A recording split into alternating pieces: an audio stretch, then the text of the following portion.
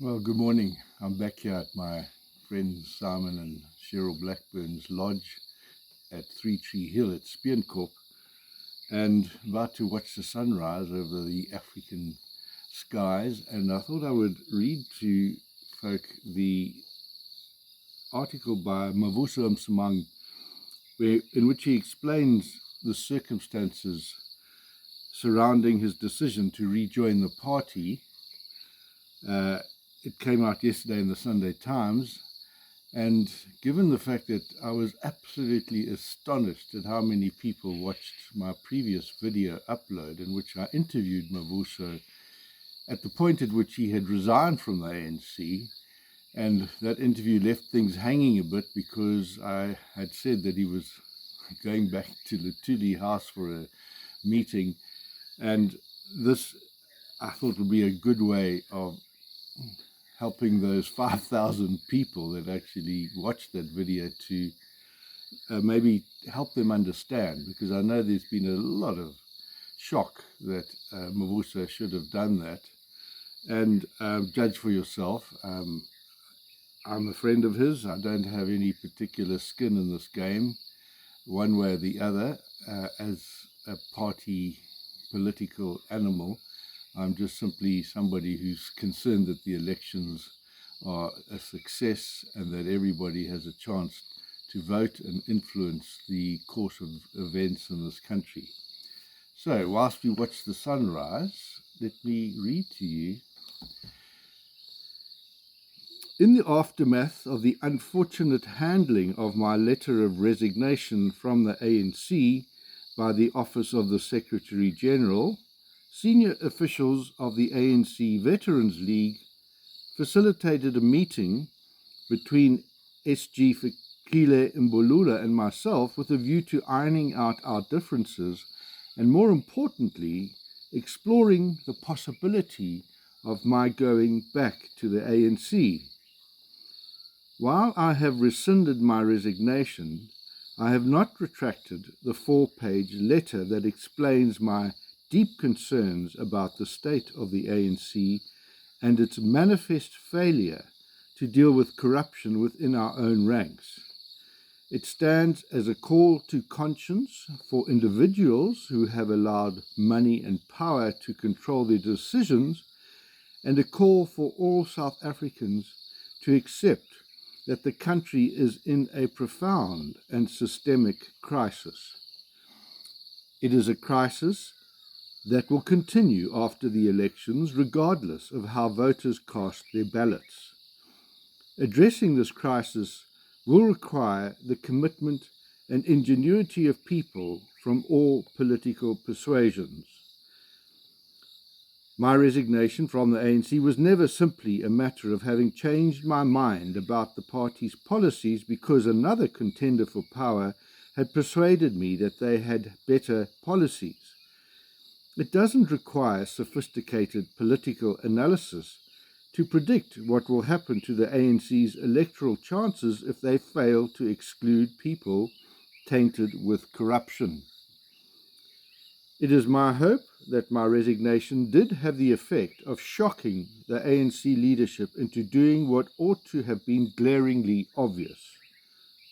Do not allow anyone tainted with corruption to accept nomination as a public representative. In a statement released to the media on December the 14th, the Secretary-General of the ANC stated, quote, "We are determined that only members whose reputations are beyond reproach will be included in our list of candidates for Parliament and the provincial legislatures. This means that those implicated by the Zondo Commission will not be included in our lists unless their names have been cleared by the Integrity Commission." Close quotes. As I have stated in several interviews since my resignation letter entered the public domain, the straw that broke my 65-year relationship with the ANC was its leadership's lethargic approach to this matter. In going back to the ANC, I was accepting the gauntlet thrown down by my veteran colleagues who enjoined me to participate with them in ensuring the realization of this critical objective. We are entering the uncharted era of coalition governance at national level, with no demonstrable discipline by political parties to play in this field. As a rule, I shun the role of bystander or armchair critic.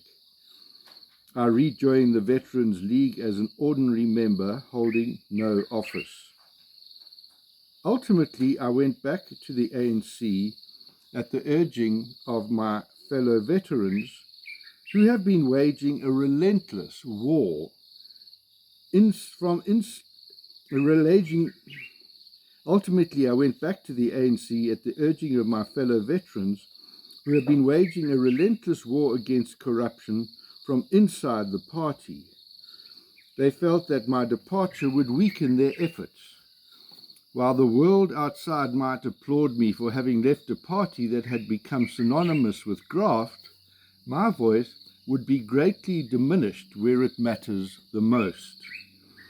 At the insistence of the veterans, Fikile Mbalula publicly stated that the ANC would not allow anyone of its members who appeared before the Zondo Commission but failed to present themselves to the party's Integrity Commission as per NEC resolution would not be allowed to represent the ANC in the 2024 national and provincial elections.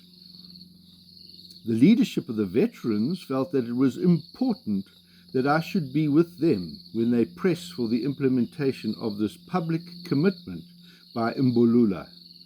I was persuaded that they had made a compelling argument. The bigger struggle does indeed lie ahead, inside the ANC. If the ANC fades away anyway, I will have tried my best to rescue it. South Africa, under an ANC government that has purged itself of corrupt politicians, would be infinitely better than the inevitability of a South Africa under a government coalition consisting of corrupt ANC and EFF officials. I foresee a future of service to the people of South Africa as a whole. This is what I have done in my career as a public servant, and I have no desire to become an elected representative. My name will not be found on any party list either. I would like to see Parliament rise from the ashes as an assembly of people with a paramount commitment to the Constitution, good governance, and the supremacy of the rule of law. Finally, to state another fact that ought to be obvious. The supremacy of the rule of law requires that the South African Police Services, the National Prosecuting Authority, members of the judiciary, and everyone involved in law enforcement act without fear, favour, or prejudice. Everyone suspected, accused, or convicted of any criminal offence must be treated as equal before the law. The breach of that principle is no better illustrated than by the appalling way in which whistleblowers are being treated in South Africa today. The abuse of legal processes to either evade accountability or intimidate those who speak truth to power has to stop. Well, the sun's come up. It's a new day, and let's hopefully we will see in 4 or 5 months' time when the elections happen another miracle, because I was very privileged to have worked in the IEC, Independent Electoral Commission, in 1994 as in the monitoring directorate. And I saw what was an absolute miracle happen. In fact, the title of my report at the end of my contract was Inside the IEC, a human triumph over an organizational nightmare. Now, 30 years later, we look at another election, which I have to say I have the same feelings of anxiety and dread that I felt when we had heard in the IEC that the Inkatha Freedom Party was not going to participate, and there was a mood of utter despondency that this would really not take us across the threshold. And at the very last minute, beyond the midnight hour, the Inkatha Freedom Party changed their mind, and we had to spend hours late into the night, early morning, sticking another line on the ballot paper to accommodate the face of late Chief Mangosuthu Buthelezi, and they participated in the election, and we crossed a threshold that we could never go back on. So I would hope that we would see another human triumph over a organizational nightmare, and the organizational nightmare is tragically South Africa. The failure to deliver services, the failure for clients of mine as a social worker to get what they need to do. And I would just want to conclude by just saying that please leave your comments on this video, any thoughts that you have as to what you think of what Mavuso's statement and what we can do. Politics is too important to be left in the hands of politicians. Now, that's a bit of a cliche, but there's also that other cliche, which I think when you put them together makes quite a good point, and that is that politics is the art of the possible. And in my experience, is not somebody who's got a particular party political interest. I think it's for civil society, for ordinary citizens of South Africa, to make it possible for politicians to actually do the impossible.